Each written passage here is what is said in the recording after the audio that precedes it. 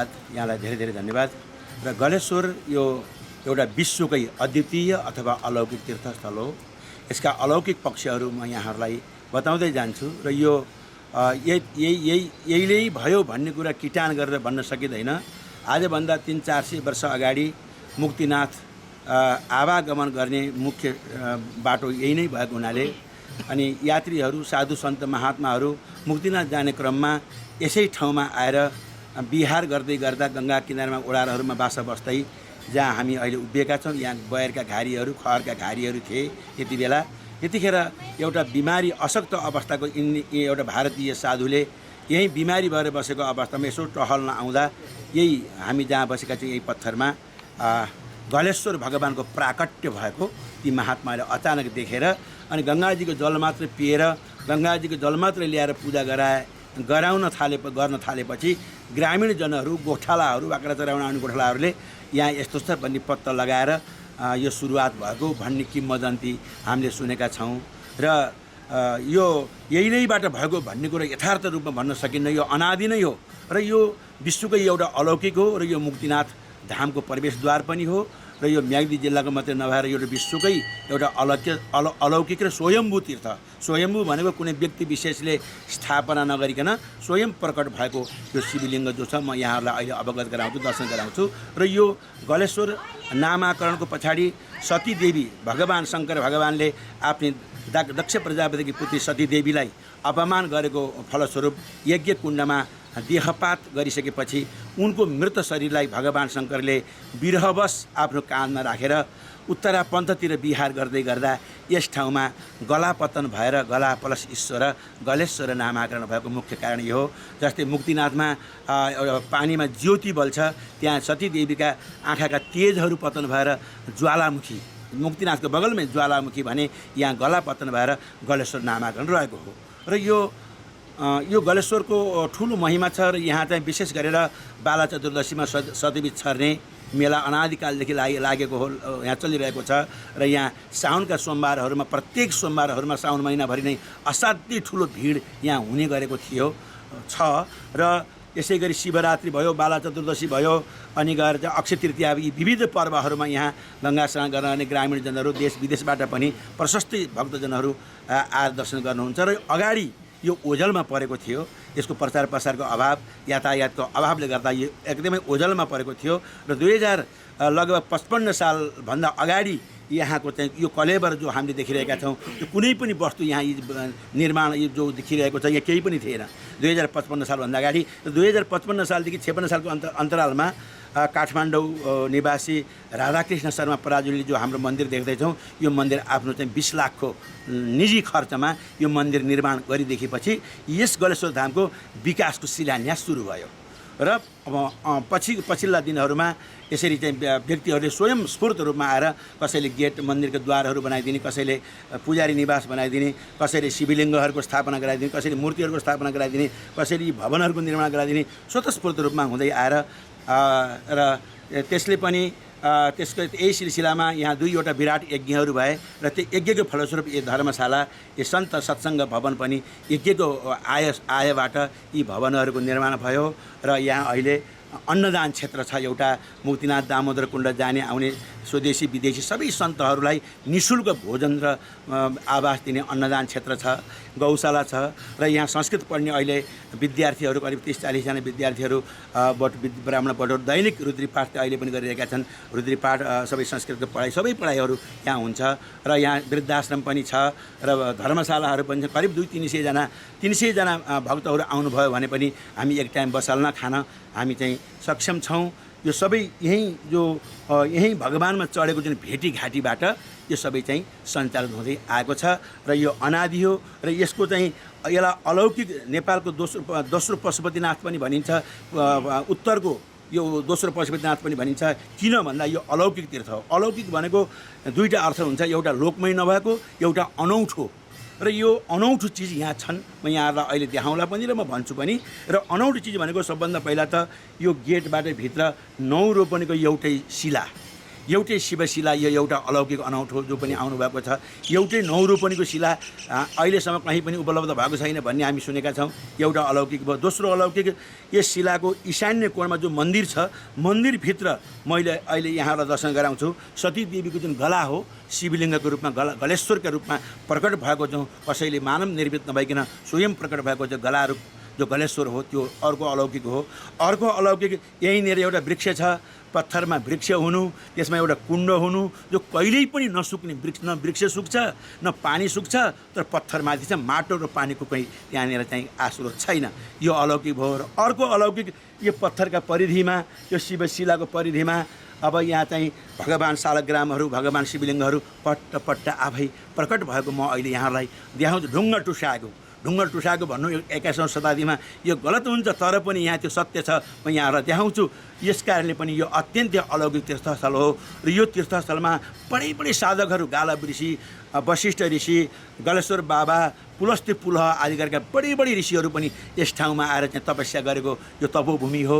र यो तपोभूमिमा पुलस्त्य पुला आश्रम, अलि माथि छ कपिला आश्रम, पुला आश्रम, जगन्नाथ, बिल्व प्रभाश्रम, देव प्रभाश्रम, सिद्धाश्रम, आनन्द आश्रम, ऋषि आश्रम आदि गरेका तपोवन, मृगतीर्थ आदि गरेका तीर्थस्थलहरू यहाँभन्दा पनि माथि तीर्थस्थलहरू छन्। यो गङ्गा काली गण्डकी जो विश्वमा शालग्राम बनाउने एकमात्र गङ्गा नेपालमा, त्यसमा पनि गलेश्वरको काखबाट यही 9 रोपनीको पत्थरलाई अलिकति प्रहार गर्दै हिँडिरहेकी काली गण्डकी जो शालिग्राम बनाउने यो गङ्गाजी जो छिन्, यो पनि विश्वमा यो अलौकिक गङ्गाजी छन्। गङ्गाजीको तटमा राम मन्दिर, अलि उतापट्टि गायत्री मन्दिर जो साधक ईश्वरानन्द ब्रह्मचारीले 26 वर्षसम्म यसै ठाउँमा आएर नग्न अवस्थामा बसेर कौपिल मात्र धारण गरेर नग्न अवस्थामा बसेर अनि यो काली गण्डकी बर्सातको भेलमा 33 दशाङ्गुलम भने दशाङ्गुलमाथि उठेर पद्मासन कसेर योगाभ्यास गर्दै पारित जानुहुन्थ्यो। ती साधक पुरुषको पनि यहाँ हामीले शालिग राखेका छौँ। र यति मात्रै होइन, ब्रह्माजीका नारायण भगवानको नाभिबाट कमल प्रकट भएको छ। कमलबाट ब्रह्माजी भए, ब्रह्माका पुत्र स्वयम्भू मनु भए, मनुका पुत्र प्रियव्रत भए, प्रियव्रतका पुत्र नाभि भए, नाभिका पुत्र अग्निद्र भए, अग्निद्रका पुत्र नाभि भए, नाभिका पुत्र ऋषभदेव भए, ऋषभदेवका पुत्र भरत, जसको नामबाट भारतवर्ष रहेको छ। त्यो भारतवर्ष हुनुभन्दा अगाडि अजनाभ वर्ष थियो। अजनाभ वर्षलाई भारतवर्षमा नामाकरण गरेर राजा भरत अब राज्यलाई परित्याग गरेर तपोमय जीवन बिताउनको लागि तपस्या गर्ने निर्णय गर्छन् राजा भरतले। र उनले तपस्या गर्ने निर्णय गरिसकेपछि धर्म, अर्थ, काम, मोक्ष चतुर्विध पुरुषार्थमध्ये मोक्ष पुरुषार्थ कहाँ उपलब्ध हुन्छ भनेर आफ्ना त्रिकाल गुरुदर्शी गुरुलाई उहाँले सोध्नुहुन्छ राजा भरतले।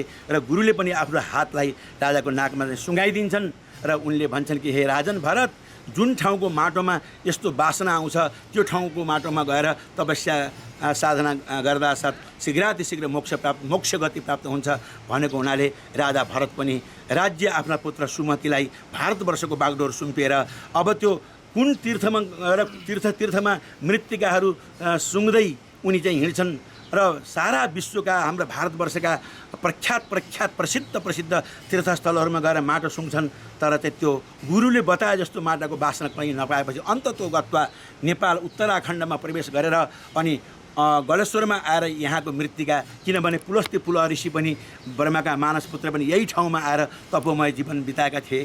काली गण्डकीको लालसा, गलेश्वरको लालसाले भने यसै गरी यहाँ कालञ्जर वन छ।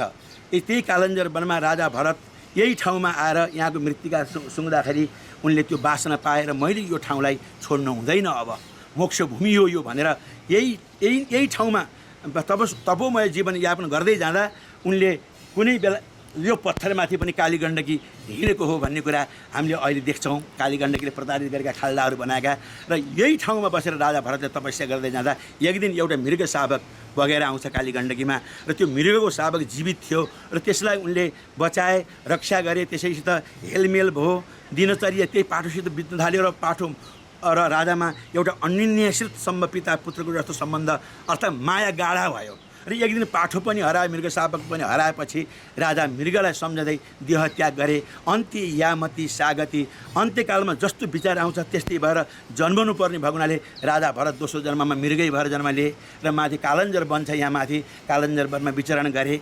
कालिका मालिका काली कालञ्जरे गिरौ देवी भागवतमा उल्लेख छ है। कालञ्जरमा कालिका भगवती अहिले पनि छन्, त्यहाँ मालिकाका रूपमा छिन् अहिले पनि। यस कारणले दोस्रो जन्ममा राजा भरतले मोक्ष हुन्छु भनेर आएको मृगमा आसक्त हुँदा मृगै भएर जन्म ले र दोस्रो जन्ममा मृगत्व जीवन समाप्त भएपछि तीर्थोदक क्लिन्न देह मुत्सर्ज यही काली गण्डकी र रहुगङ्गा मङ्गलाको सङ्गमस्थलमा देह त्याग गरेर मृगले तेस्रो जन्ममा जड भरत भएर जन्म लिएर पहिलो जन्ममा राजा भरत, दोस्रो जन्ममा मृग, तेस्रो जन्ममा जड भरत भएर यसै ठाउँमा सिन्धु देशको राजा रहुगण, जसको नामबाट यताबाट बग्ने गङ्गाजीको नाम चाहिँ रहुगण नदी, तिनै राजालाई ब्रह्मोपदेश जुन उपदेश प्राप्त भएपछि मोक्ष गति प्राप्त हुन्छ, त्यो मोक्ष गति प्रदान गरेको मोक्ष भूमि आफू पनि मोक्ष भए, राजा रघुलाई पनि मोक्ष गराएको हुनाले यो मोक्ष भूमि हो। वशिष्ठ आदि ऋषिहरूले तपस्या गरेको हुनाले तपोभूमि हो र गलेश्वर बाबा जस्ता साधकले 26 वर्ष बसेर गलेश्वर भगवानबाट अष्टसिद्धि प्राप्त गरेको हुनाले यो सिद्धि भूमि पनि हो, सिद्ध भूमि पनि हो। र जसले जे चितायो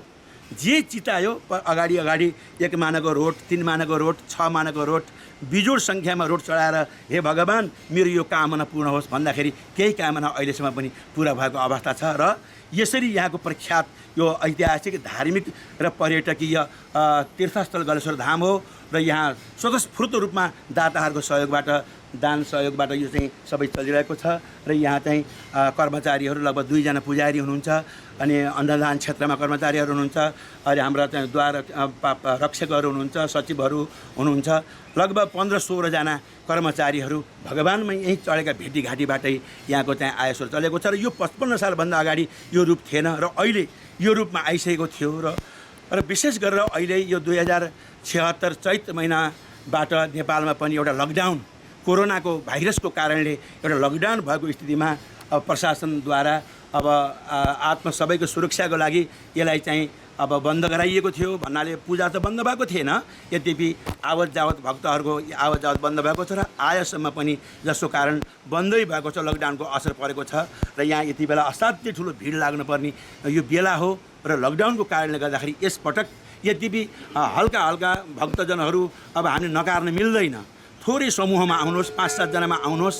हामीलाई सोधिरहनुहुन्छ यहाँ पूजा गर्न पाइन्छ कि पाइन्न कसरी भन्ने मन्दिरमा कम सङ्ख्यामा आउनुहोस् भन्दै हामीहरूले जप पाठ, रुद्री, विवाह, व्रतबन्ध आदि चाहिँ थोरै सङ्ख्यामा आएर यहाँ चाहिँ गर्नुहोस् भनेर हामीले चाहिँ अलि सुरक्षाका साथ यहाँ चाहिँ गराइरहेका छौँ। र यसपालि पनि यो साउनमा असाध्यै यहाँ टेक्ने ठाउँ पनि नहुने हो, तर यी लकडाउनको कारणले अहिले प्रशासनले पनि सबैको सुरक्षाको लागि अब अहिले चाहिँ बन्द गरौँ भनेर सुरक्षा प्रशासनले समेत भनेको हुनाले अहिले यसपालिको यो साउनमा अहिले सामान्य भक्तजनहरू आउनु, दर्शन गर्नु सुरक्षितपूर्वक यो त चलिरहेको छ, तर भिडभाड यहाँ यसपटक नहुने चाहिँ निर्णय चाहिँ भएको छ।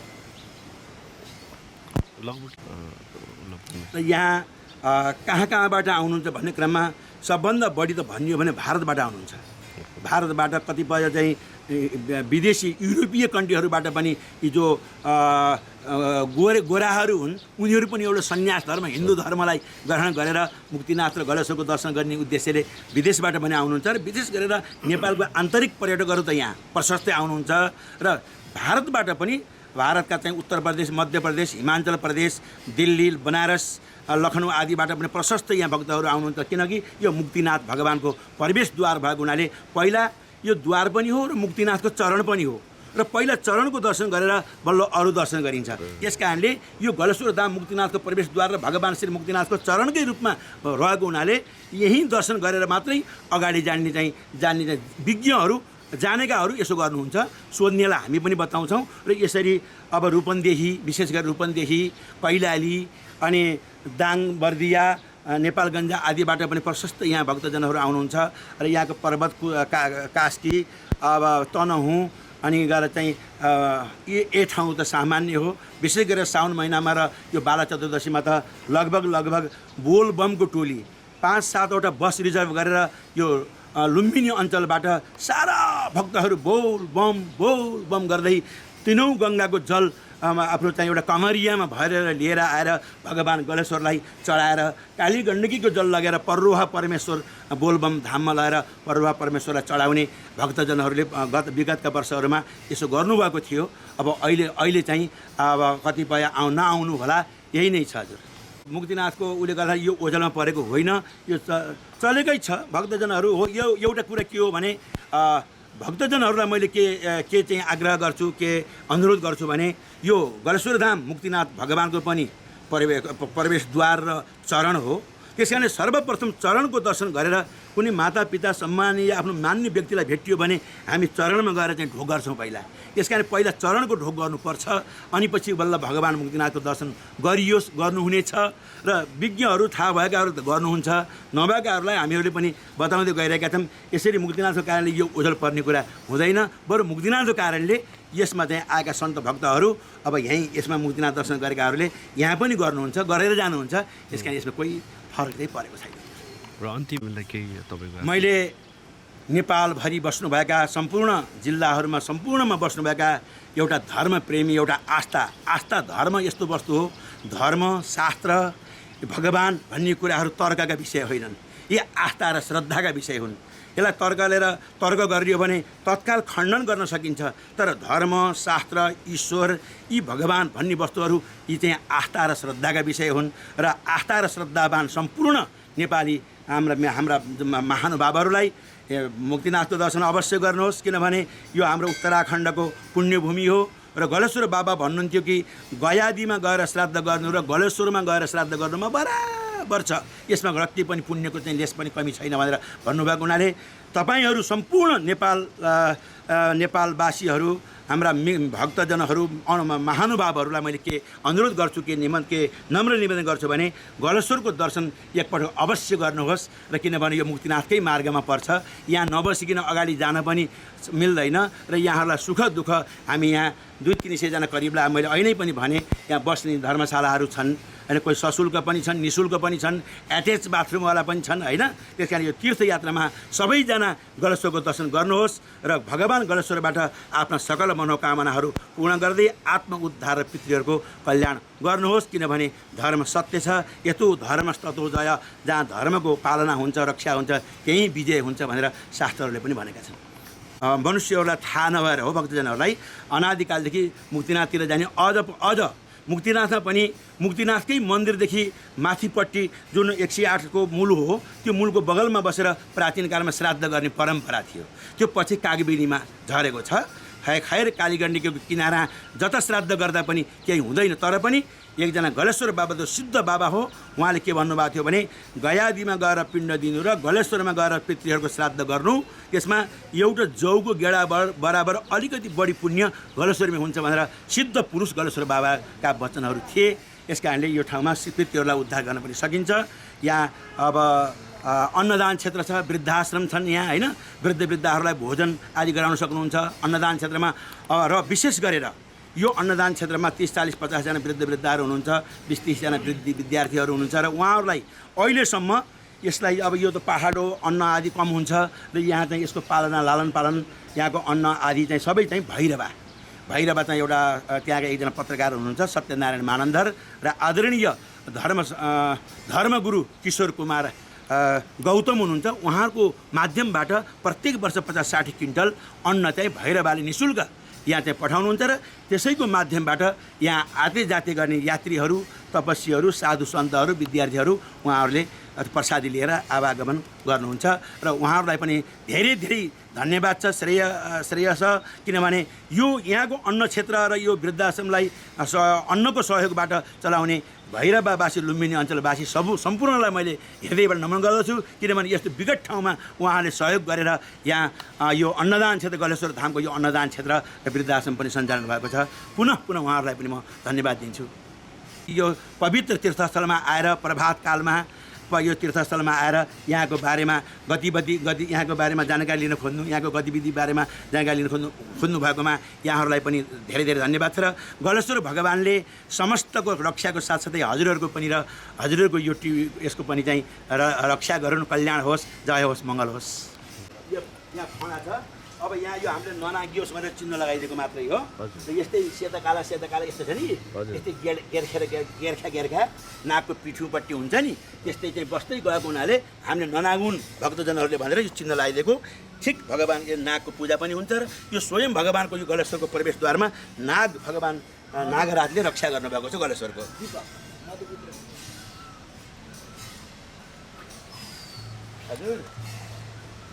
हजुर नारायण आज्ञा होस्।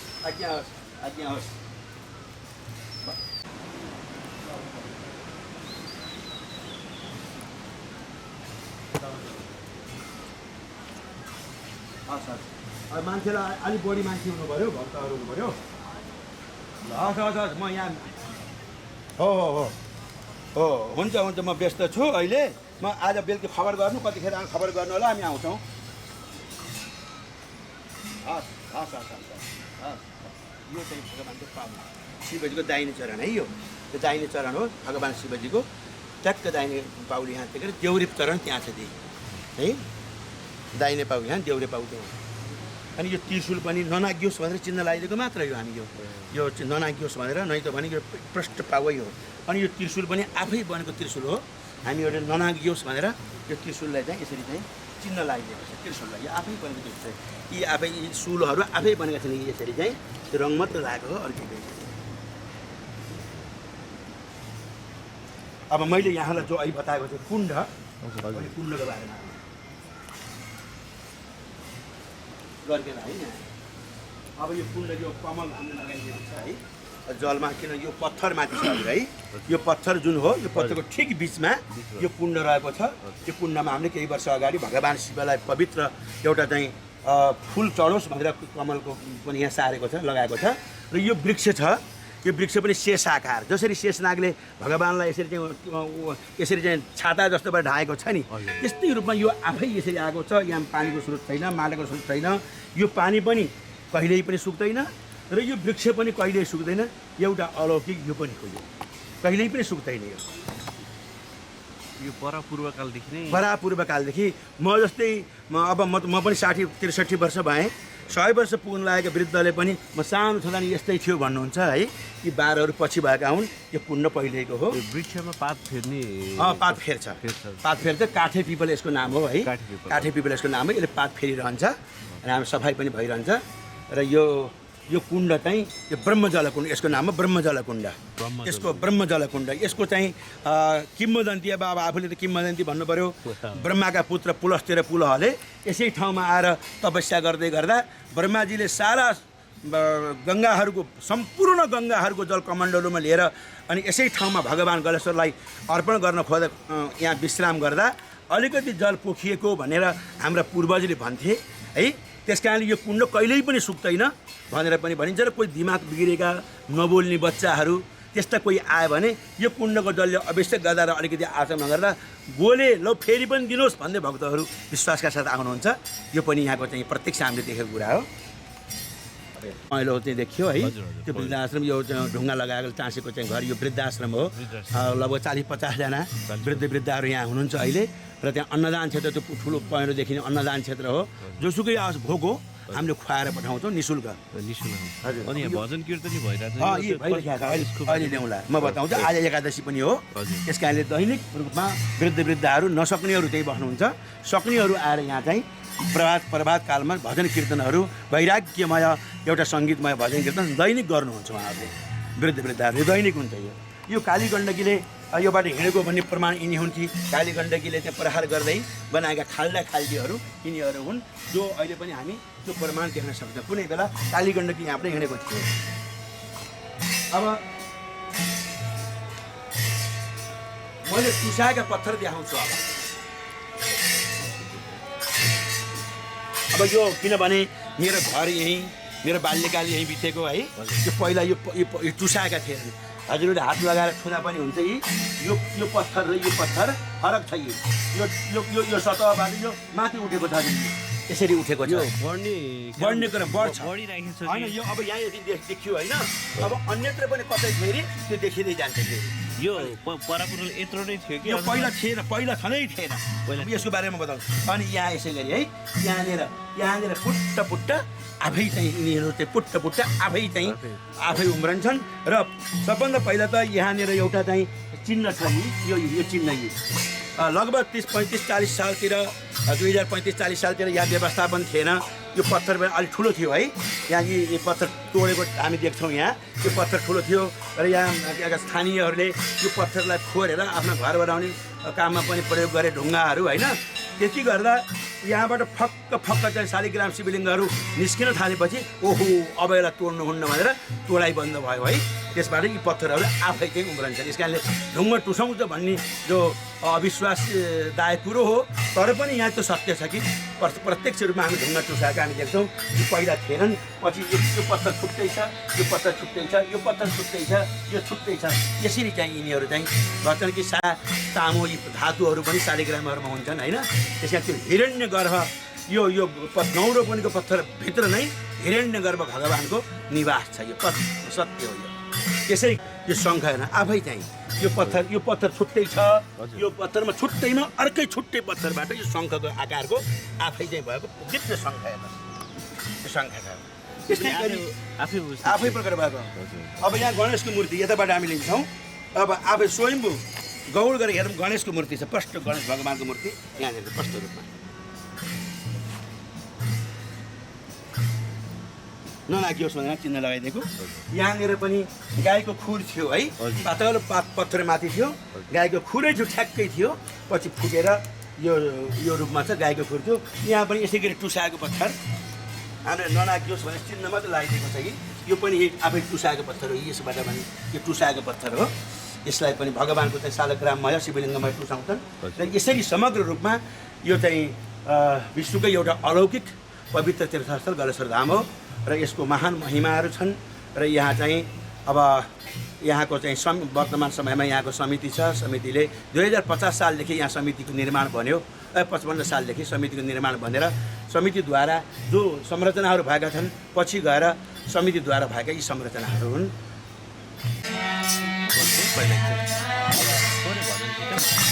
पहिले भजन दिनु।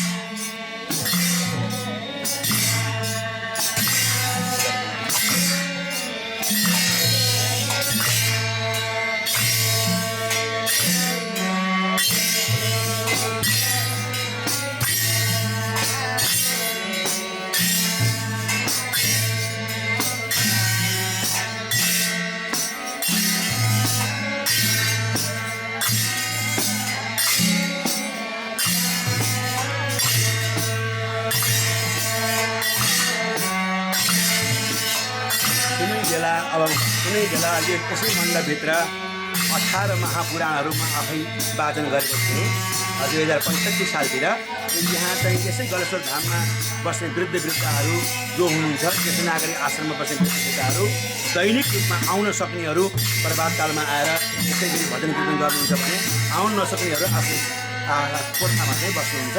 र यो अविच्छिन्न हो, यो कहिल्यै पनि टुटिँदैन। दैनिक निरन्तर भगवान् गलेश्वरको भरोसामा बाँचेर दाताहरूले दिएको श्रद्धापूर्वक दिएको वस्तुहरूलाई ग्रहण गरेर दैनिक भगवानको नित्य कीर्तन भजन यहाँ यसरी नै हुने गर्दछ। धन्यवाद।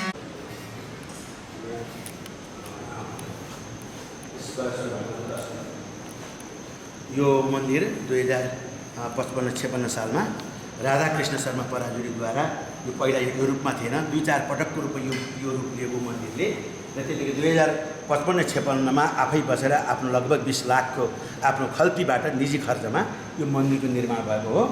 र यो रूपमा थिएन, अर्कै रूप थियो। र यहाँको मुख्य गरेर गलेश्वर भनेको जो भगवानको गला पतन भएको सकी देवीको गला, मैले गलै देखाउँछु जल राख्ने कुरो एकपट्टि जल राखेर र स्वयं भगवान् गलेश्वर दर्शन गर्नु होला। स्वयं गलेश्वर भगवान् एउटा बेलपत्र राख्ने कुरो, एउटा बेलपत्र राखेर बेलपत्र चाहिँ फेरि ओ मस गलेश्वर मेन गलेश्वर भनेको हाम्रो यहाँको मुख्य पुजारी हुनुहुन्छ, अर्चक हुनुहुन्छ चन्द्रमणि आचार्य हुनुहुन्छ, शिव परिवार बनाउँछन् भने नर्मदा नदीले शिवलिङ्ग बनाउँछन्। नर्मदाको पहिचान यही हो कि यो रातो टाटो हुन्छ, नर्मदेश्वर नर्मदा गङ्गाजीले स्वयं बनाउँछ। यिनी काली गण्डकीले शालिग्राम बनाए चाहिँ नर्मदा नदीले स्वयं शिवलिङ्गहरूको निर्माण गरेकै हुन्छ। आज विशेष गरेर किन्न पाइन्न, अर्को पटक आउनुहोस्, म हामी बेच्दैनौँ हजुर, निःशुल्क उपलब्ध गराउँला मैले होइन। अब अहिले भर्खरै छैन, अब गङ्गाजी घट्यो भने हामीहरू भेटाउँछौँ अनि हजुरहरूलाई उपलब्ध गराउँला। मैले अहिले जो बताएको थिएँ राजा भरतको बारेमा, राजा भरत पहिलो जन्ममा भरत, दोस्रो जन्ममा मृग, तेस्रो जन्ममा जड भरत। यता जड भरत, जड भरत माथि गयो। जड भरतले यी राजा सिन्धु देशका राजा यताबाट सिन्धु देशका राजालाई ब्रह्मोपदेश दिँदै, राजा सिन्धु देशका राजालाई जड भरतले ब्रह्मोपदेश गर्दै त्यो दृश्य जो भागवतमा प्रष्ट उल्लेख छ यसको बारेमा। यो कुनै किम्वदन्ती त बस सत्य हो।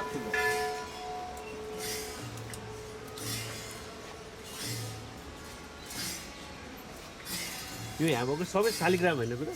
हजुर सब शालिग्राम। यी शिवलिङ्गहरू यी नर्मदा नदीबाट आएको शिवलिङ्गहरू हुन्। शालिग्राम गङ्गाजलमा भेटिन्छन्। फेरि हजुरलाई अर्को पटक मैले उपलब्ध गराउँला है। होइन यो राखेको होइन, सोधेको। यो होइन, यो शिवलिङ्गहरू शिवलिङ्ग यो शिवलिङ्गहरू हुन्। अब किनभने गलेश्वर महादेवको समीपमा शिवलिङ्गहरू राखिएको छ।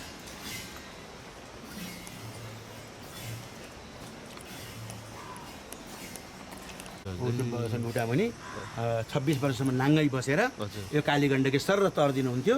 मैले अहिले बताइसकेको छु गलेश्वर बाबा।